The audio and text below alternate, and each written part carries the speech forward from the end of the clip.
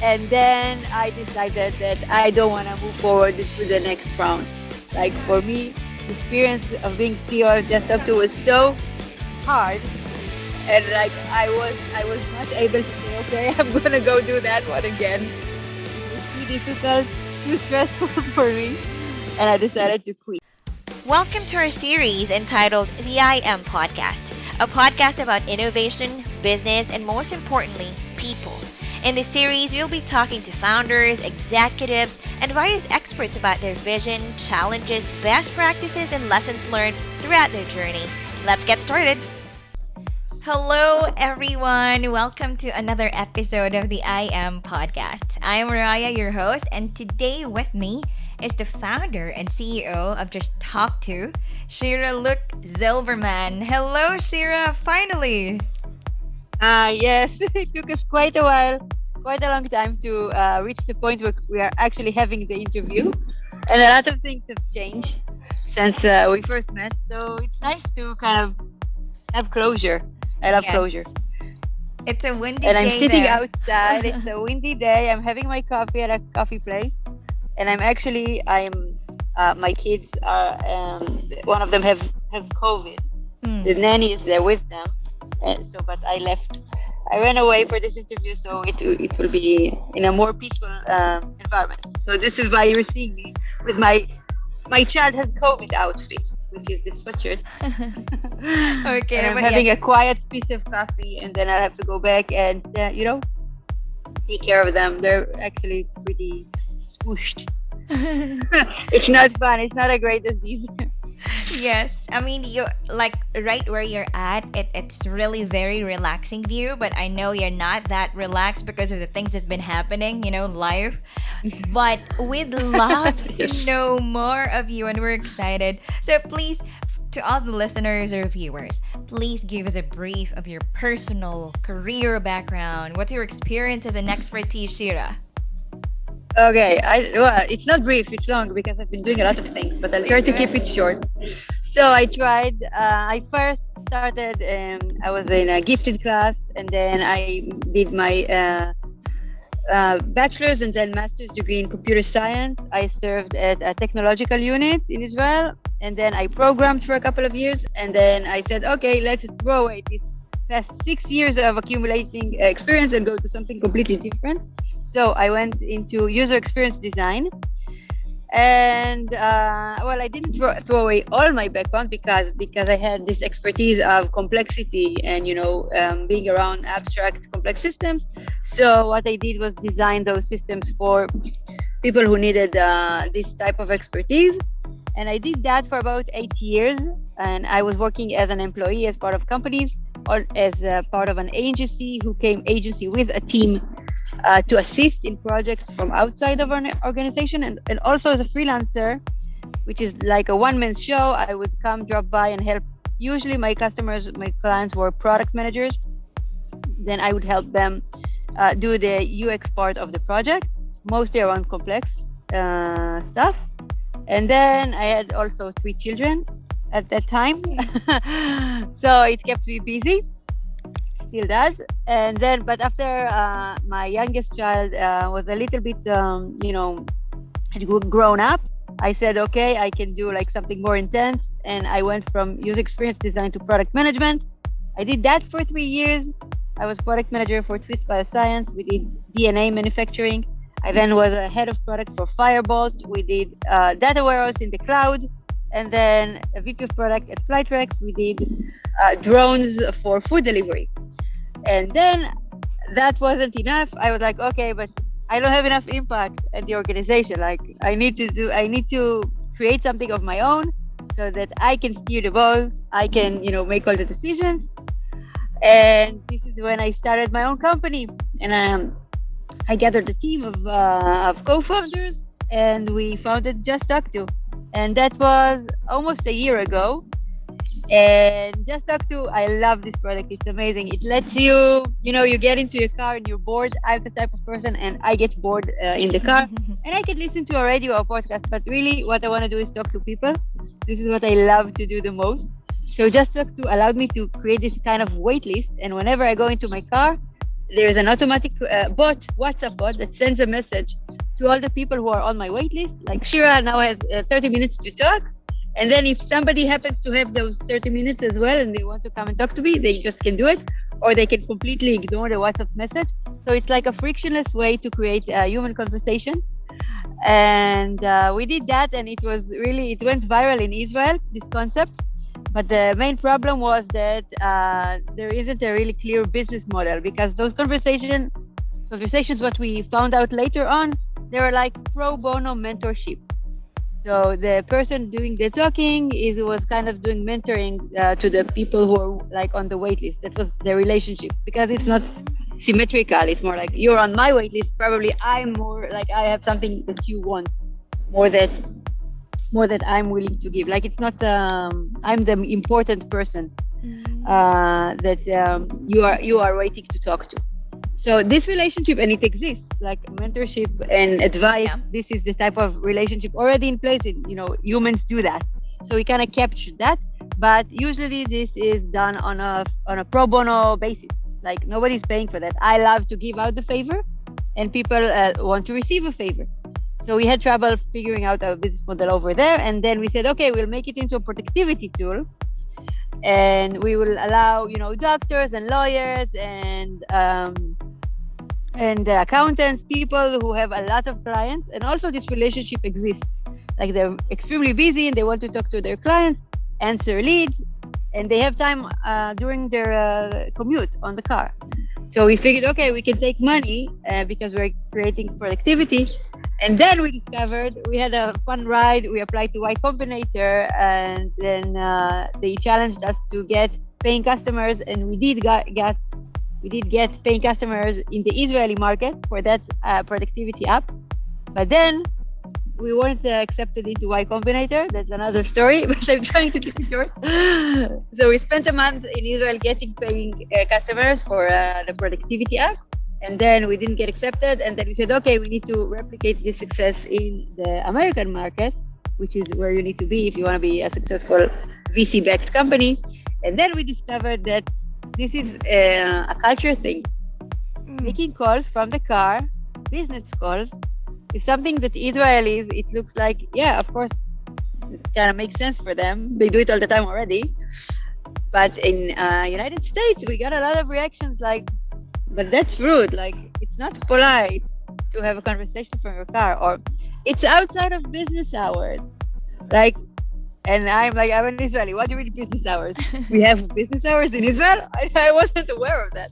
So it was really a cultural difference. And that's, we took us about 8 weeks to kind of hustle around and talk to so many people and kind of realize this is probably not going to be a VC-backed company. And then we decided to stop working on JustTalkTo. By the way, the product is still operational and people are having conversations every week. But we decided that we're going to do a big, like real, not a small B2C company, like a real tech company, B2B, SaaS, the usual Israeli industry thing. And then I decided that I don't want to move forward to the next round. Like, for me, the experience of being CEO of JustTalkTo was so hard, and like I was not able to say, okay, I'm gonna go do that one again. It was too difficult, too stressful for me, and I decided to quit. And this was like, I think 4 weeks ago, and then COVID hit. So I had COVID, now my family has COVID, so yeah, I've been dealing with that part of reality. And now I'm sitting at a coffee place, drinking my coffee and telling my story. Wow. So I don't know how short that was, but that's the recap. Since the age of 18 till 38. 20 years of my life. It's a whirlwind. Oh, but we like your Crazy. energy. Yes, yes. I mean, your energy just transcends on the screen, So I want to know, like, whose inputs did you get? I mean, or is it just yourself? Oh, Like, did you what a talk to great yourself? question. No, I'm boring. I always talk to other people. For me, I can talk to myself because I know myself. Usually when I have a big dilemma in life, what I do is I reach out to my network, I know a lot of smart people, but also sometimes to just talk to a random person, somebody I just met. This helps me to process where I'm at right now, what is my current perspective, what are my dilemmas. Because I'm an extremely open person, I don't have a problem sharing my dilemmas and my problems and the stuff that are not going well. And it's a great way for me to gain external perspective. Now the person who I'm talking to, he will tell me something. It doesn't even have to be correct or very profound, just something. He will bring it back to me, and then I can take that something and process it myself. Like, do I agree? Do I don't agree? Maybe it's accurate, maybe it's completely the opposite thing, but it helps me. Evaluating their answer helps me kind of reach my own internal answer. Because I do believe the answer is inside, but for me, the way to kind of, bring it to the conscious layer is by talking about it. And I do it with other people. So I just talk to everybody. This is my product. Just talk. I productize myself. Yes, just talk to. Okay, so yes, I'm sure there's a lot of people interested, or maybe you said they're just silent about it. But maybe you can give us some tips, or what have you learned? Like, when is it time to go? When is it time to stay? Until when? Okay, so I think during my career, and I told you about it, I became an expert at quitting. Like, I am now extremely sensitive to the point, because this point comes along almost in all relationships that eventually end. There comes along this point where it's a no. It was a yes. It was a great yes. But then something happened, or a lot of things happened, one after the other. It's a process, right? It can take weeks or months or even years. And then the yes becomes a no. So I'm sensitive to that point. And when this happens, usually I don't stick around very much longer. Like, I execute on it immediately. So I can, it doesn't take me too much time to figure out, to kind of know that this is just became a no for me. And then doesn't take me too much time to actually move forward, like work according to the implications of the no. If it's a no, then actions are, need to be done. Like, you need to talk to people, explain, whatever. Create the no and the next steps. So the tip for me is that this moment in time, it exists, and then people usually, they ignore it. Like, they put it under the rug, or they don't want to talk about it, or they don't want to acknowledge it, and like they pretend it's still a yes. But if you really dig down, if they're willing to do that, right? Willing to dig down, you can probably, discover that it's actually a no. And I've been doing that with people, a lot of people, all the time. And it's true in relationships and in career, in your workplaces, and on projects that you decided to go on. So it's true in a lot of aspects in life. And the tip is, it's hard to, follow, but the tip is to be honest with yourself.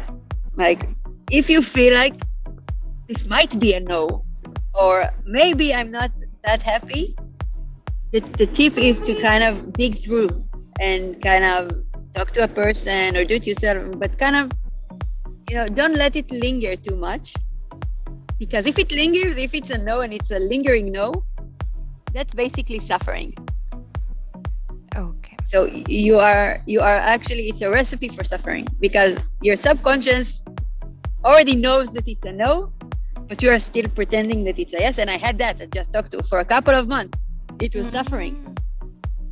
It was, because I kept asking myself, wait, is this a no? Is this still a yes? Am I doing the right thing? Is this the right thing for me? Am I wasting my time, my team's time, the investors' money?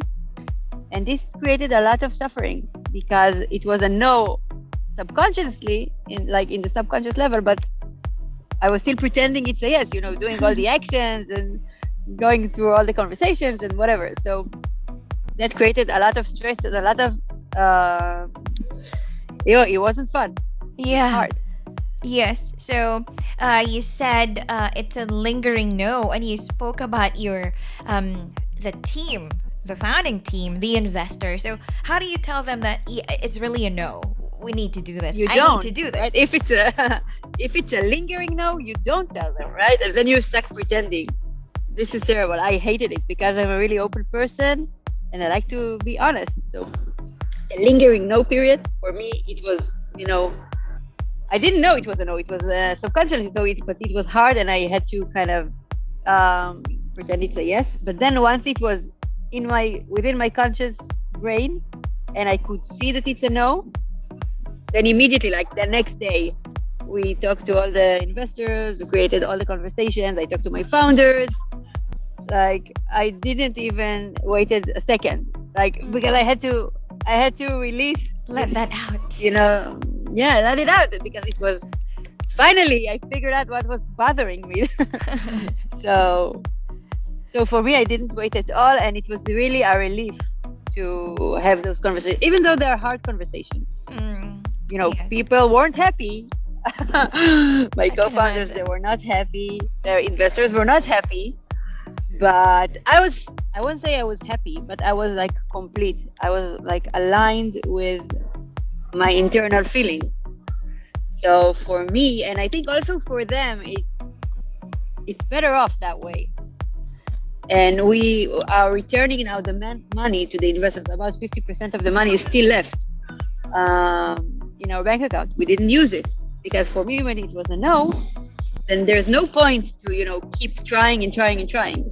The correct thing to do, like the right thing to do, is to just give the money back, because it's a no. So it was more complicated than that, the process. But basically, once it came in waves. Like it was no, JustTalkTo is a no, and then the next idea that we have is a no, and then okay, you know what? This entrepreneurship thing, creating a VC-backed company, $1 billion company, that's probably a no. It's a no, and then so it was like a few steps of saying no. So what is next for Shira? Next for Shira, what a great question. So I don't know, but here's what I'm thinking. When I was VP of product and later on I was CEO, and these roles, even head of product, these roles are extremely lonely. Because, and as I said before, I'm a person, I love to talk to people. But, when you have dilemmas or issues, or you don't get along with somebody, you got offended by something, you're not happy with something, this happens all the time because we are humans. It happens to all of us. What I want to do is talk to a person. But I can't really talk to my manager about everything, because maybe it's my manager who I'm having troubles with. And I can't really talk to my colleagues, like the other VPs at the organizations, because it's a really sensitive relationship. Like if my manager is the one creating, the issue for me, I can't go to my colleague, we have the same manager, and say, you know what, he's so annoying. I can't do that. It's like everybody has an agenda. Obviously, I can't talk to my employees as well. So I have to reach out outside. But again, outside, I don't wanna speak bad things about my manager because we have an issue. I don't want to do that. We have an issue. It happens all the time. So basically, all I have is my friends. But my friends, if they're not just happen to be VP of product in a startup company, they don't really have the context. Like they don't really know the context of the trouble or the issue that I'm bringing to the table. And also they're my friends. Like they would do one conversation with me, like a support conversation, but I can't regularly depend on them. Also, I don't know what it's like for you guys. I'm almost 40. Everybody's busy. Like if I have 1 hour with my friend, what I want to do with that hour is just relax. I just want to have a nice, relaxed conversation. So I was finding that I didn't really have anyone to really talk to. Maybe my husband. So I want to do this as a service. I want to offer basically my brain as a service, as a person to talk to, not as a mentor, not as a consultant, not as an advisor. I can do all of those. But really what I needed is like a friend, a buddy, or even a priest, like a safe space to talk to a person with no agenda.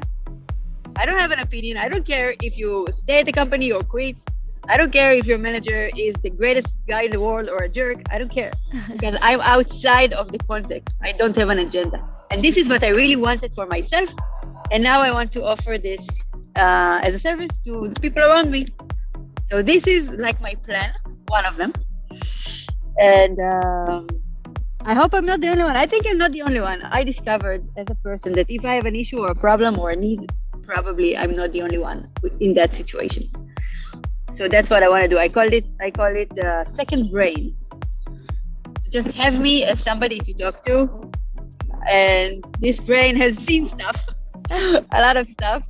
So I can probably say something that will promote the conversation and promote the situation, like create some kind of positive movement. This is I think is the value I can bring, and I hope that I can do it for a living. Yeah, it could be a business idea in the future. Second brain. Okay. Yeah. Right. So Yeah. yes, but you're very valuable because you have 20 years of experience in the product management side. So maybe we can pick your brain or get some tips on about product management since it's a key player in the startup space, right? Product is everything. When you Product is start a company, you are looking for product market fit.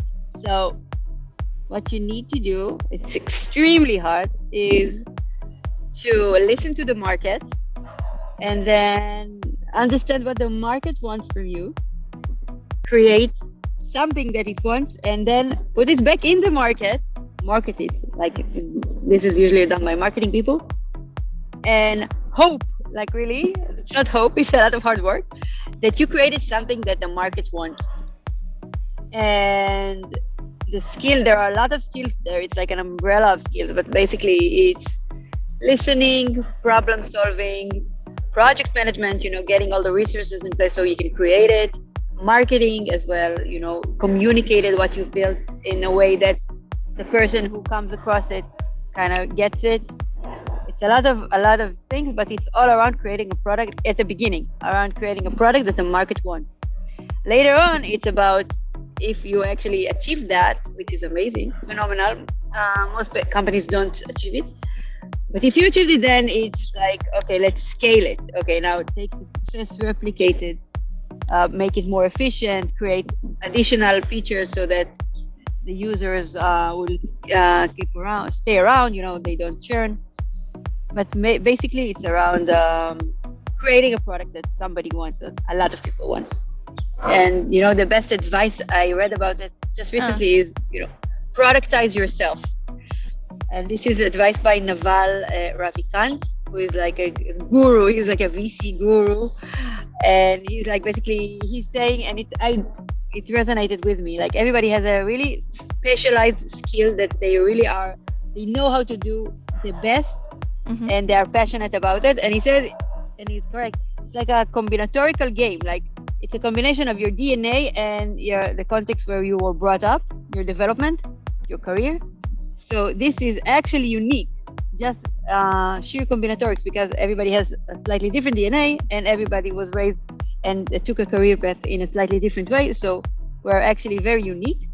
And his theory is that your specialized skill, your unique skill, if it's something that you can do and you can scale, then this is the way to grow a company and to create a product. Like scale yourself, productize yourself, take this thing that you are extremely passionate and really, really know how to do well, and leverage it. So that's the tip. And I read it after we worked on JustTalkTo, but I then realized, hey, this is exactly what I did. Like JustTalkTo was actually a productization of myself. No business value, but no clear business model. But it really is a manifestation of me. And he says, and I agree, that this is how companies are created. Like the successful ones, they solve a problem that they are really intimate with. You need to be intimate with the problem and also passionate about the solution, and to be the one who is absolutely convinced that your solution is the solution that the market needs. Amazing. So you need to, I love that, productize yourself. Yeah. Are there types of customer research that needs to be conducted, or like how often? What kind of feedback? So, and again, I read it somewhere and it really resonated with me. The feedback should be like, I want this. This, the thing you're talking about. Can I see a demo? Give it to me. So, like the eyes has to pop out of their holes when people hear about what you're building. This is the kind of feedback that you are looking for when you're trying to figure out if you have product market fit. And we have seen that feedback in Israel with JustTalkTo. And then when we moved to the US market, we didn't see that feedback that much. And this is how I knew, like, it was part of the things I took into consideration when I came to the conclusion that it's probably a no. Because in Israel, it's like, does this not exist? It's not possible. I need this right now. Where can I try it? Like, we got this feedback a lot from people we didn't even know, but only for the Israeli market. So this is what you're looking for. Just forget about what people are telling you, because people, they will be nice and they'll be lying and they will be they think they want to help, but basically this thing is essential. It's not everything, but it's a really essential. If you're not getting this one, then probably you're not talking to the right people, or you didn't create the right solution.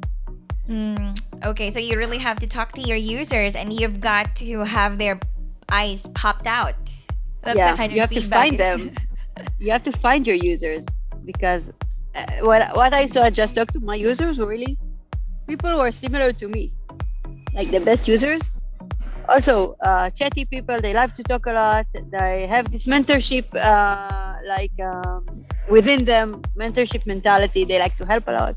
So I talked to a bunch of people, like hundreds, maybe even thousands of people.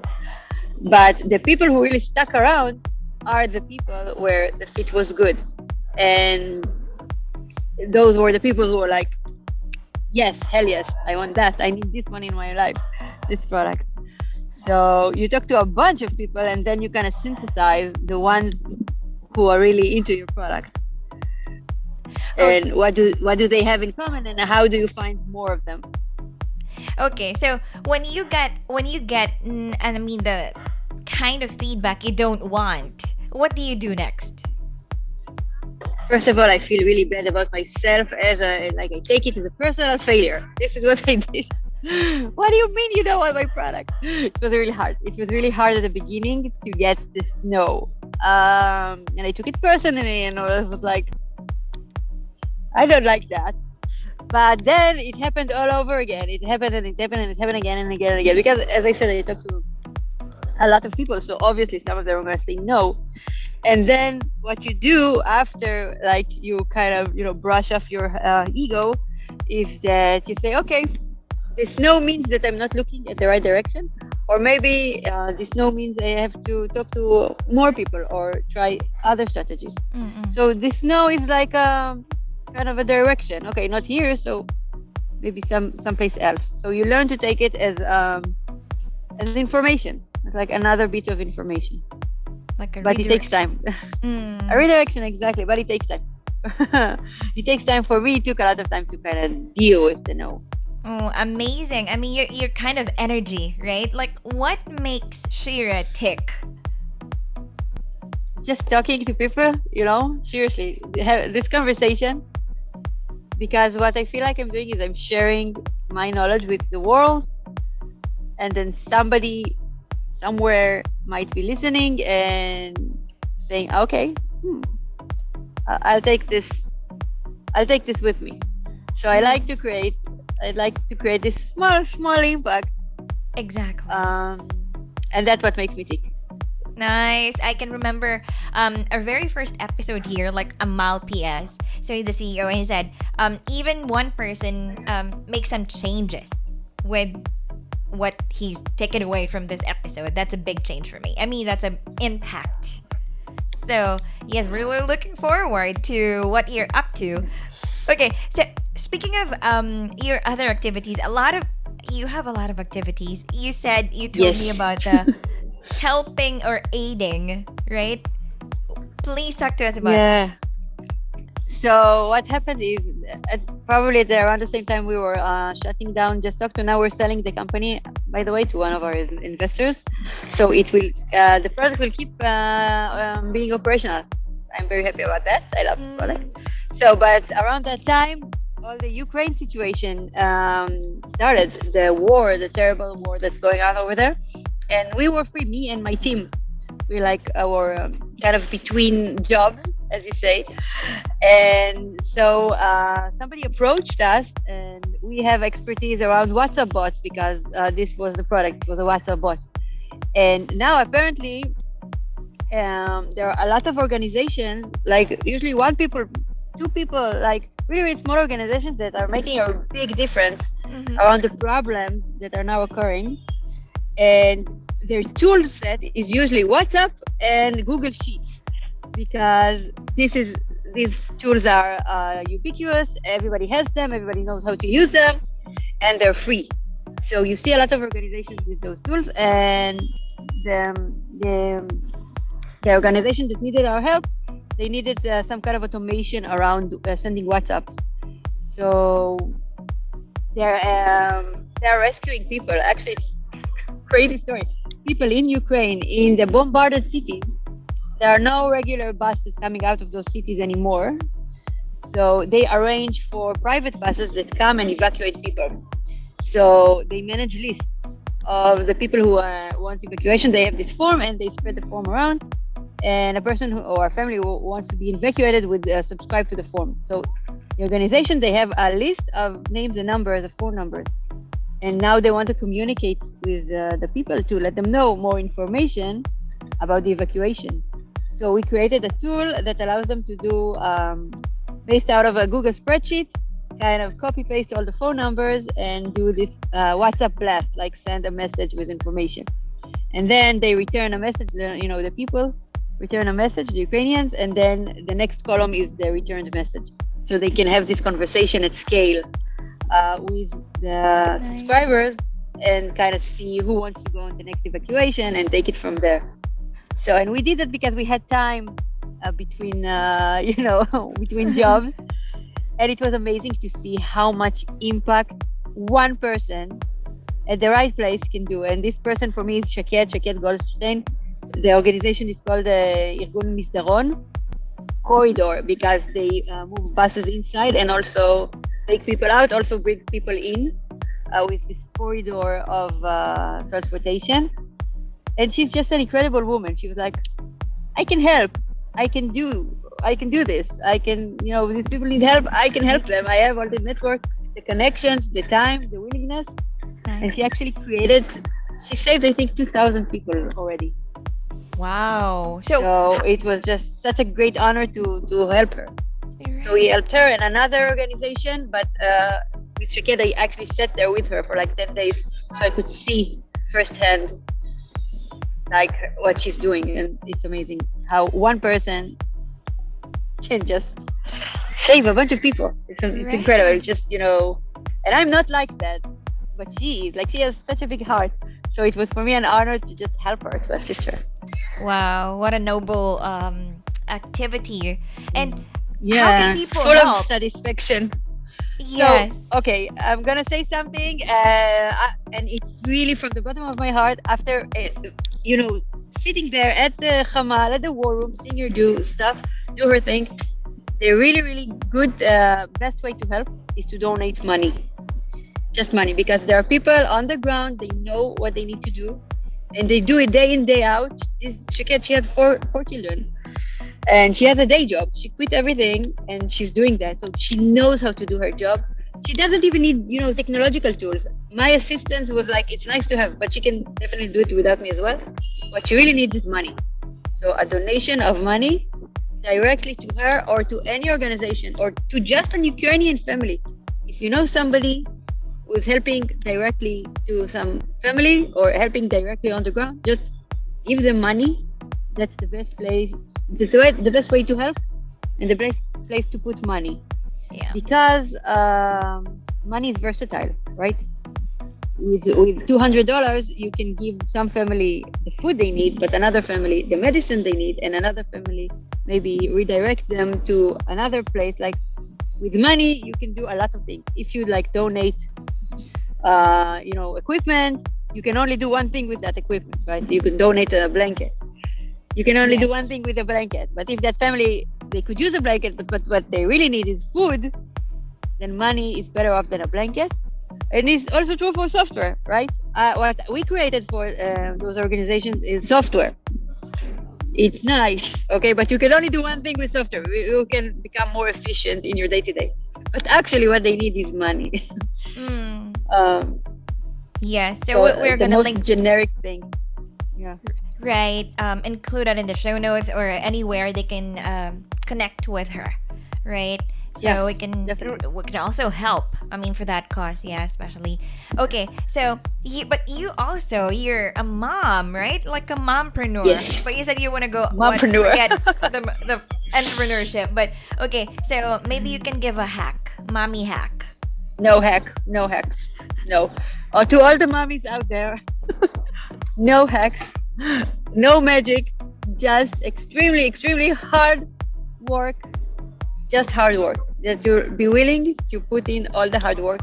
And I'm so privileged because we have a lot of help. We have paid help. My kids are now with a babysitter. But if you don't have a lot of privilege, a lot of support from your husband, from your children, from people, from your, I don't know, your own mother, your own family, or paid help, it's like, I don't see how that's even possible. You need a wide, thick network of support if you want to go and do something that's big as creating a business. I'm not even talking about, a VC backed unicorn company. Just create your own business, something that you put all your resources into it, your resources. That takes so much energy and effort that you need help. Okay, so the hack is that there are no hacks. If you don't have enough support, just reconsider because it's really, really hard to juggle everything. It's hard to juggle everything, even if you're an employee. You work at a day job and you have your desk, and it's like the most, mundane thing. Still, it requires so much energy. So a lot of support. Yes, like a That's the thick heck. community. Okay, you're really a people Yeah, person, Shira. I am. I am. But it's not just a community. Just people, stuff around you to support you, so you can outsource and take off some of the load of living life. Right. Because if you want to build something, it requires a lot of energy. It's kind of Yes. like having a child, your first child. Like you put all your energy into it, and you need a lot of support around you to make that happen. Your job will tell you, okay, take a few months off, and your husband will be there and do all the rest of the stuff. You are the one, carrying the baby and maybe breastfeeding or feeding them or whatever. You are probably doing more than he does, unfortunately. But he's there, right? He's taking a time off and putting his energy there, and your mother will come and cook for you. So a lot of it's kind of uh, everybody around you will come and support you. So it's the same when you create life for a product. It's really similar. Wow, we're going back So to product management now. it's all Okay. the same. It's creating something, Yes, it's like creating your startup something is from your baby. scratch Mm. for sure. But it's harder than a baby. So for all the mommies out there, it's harder than a baby. Like if you had your first child and it was traumatic, that was the experience for me. So for me, the startup was even more traumatic in the sense of how much energy it required, like how much of me I had to put in there to make it, grow. Hmm. Okay, so if people listening right now wants to connect with you, wants to make you their second brain, Shira, how can they Yeah. connect with you? So you can find me on LinkedIn. I am fortunate enough to have this unique name, Shira Luk-Zilberman. So there are only like 8 Luk-Zilberman in Israel, and they're all my family. So you can connect with me on LinkedIn. And I think in a couple of weeks there'll be also a website where I share more information about what is this second brain thing, and probably other brains as well, because I discovered that a lot of people are actually they take this position of like kind of mentor buddy relationship with the people in their life, because I'm not the only one. So I collected them. We're gonna be a bunch of second brains. So you can find a brain for your specialty. Like I'm a product brain, but we'll probably have a marketing brain, a data brain, an entrepreneur brain. So a bunch of brains. But until then, you can just contact me on LinkedIn, on Facebook. This is usually where I'm at. And I'm not hard to find. I'm all over. I'm all over the place. So it's really easy to reach out to me. Also, you can just ask for people for my phone number. Just WhatsApp me. I'm extremely available, and I don't care that I always post it online. My phone number, like people are like, Cool. why are you posting your phone number? I'm like, why not? Like, what's gonna happen? You love People to will talk. call you. People will send you a message. Yes, that's the idea. Like, so I'm into that, and I don't mind it. So Okay, prepare. reach for out to tons me. of It people. will be. Yeah, that's usually not what happens. What usually happens is that a few people reach out, but they're magnetized, right? They listen to me and they're like, I want more of that brain. Like I want to talk to that person. So it's gonna be. I'm sure it's not gonna be a flood of people, but the people who will come will be really a good match.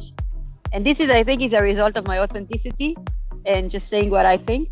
So a lot of people are like, why are you sharing all these things publicly? Like, and I, like, if you don't like that, just don't reach out. We probably won't be a good connection anyway.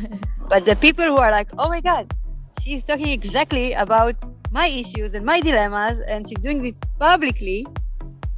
That's amazing. Now I have permission to do the same, and also I would like to talk to her. And I have this relationship with other people as well. So a lot of my good friends right now are people who I heard talking and are like, okay, I want to connect with that person. Oh. So I trust that just being authentic with your publicly will kind of attract people who are like-minded. Yes. Wow. I love the authenticity and the energy. Let's double E. Oh no, EA. Yeah. No? EA. Yeah. Yay. Okay, but yes, thank you very much, Shira Luk-Zilberman, for today. Yes. Thank you. I had a really good time. This podcast is powered by imops.io. Optimize your cloud infrastructure and CI/CD process with imops.io dedicated DevOps team. Check out www.imops.io and get a DevOps team now. Make sure to check out www.imops.io if you want to know more about us. Subscribe to our podcast so you can get notified every time we post a new video. Thank you, and you have a great day.